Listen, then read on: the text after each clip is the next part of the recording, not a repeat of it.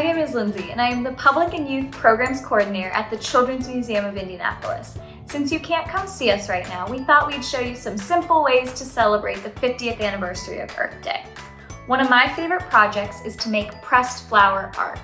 All you need for this is some paper, tissues, tape, and any local wildflowers you can find in your own backyard.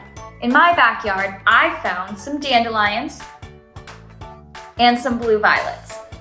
To start, we're going to take a sheet of paper, and the thicker the paper the better because it makes a sturdy base. You're then going to add a tissue because this absorbs all the water that's in the flowers when you press them. You're going to lay out the flowers you've collected, and I like to also collect leaves. Once you have all the flowers laid out, you're going to add another tissue and another piece of paper to kind of make a sandwich. Now for the next step, I like to use either puzzles or books or anything that evenly distributes the weight on the flowers.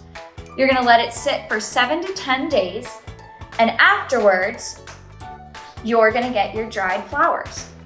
Now they are super fragile and a little bit brittle once they're dried, so be very gentle when you're taking them out.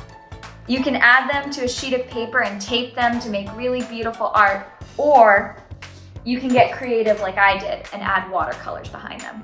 I can't wait to see what you create. Thank you for joining us as we bring the museum at home to you.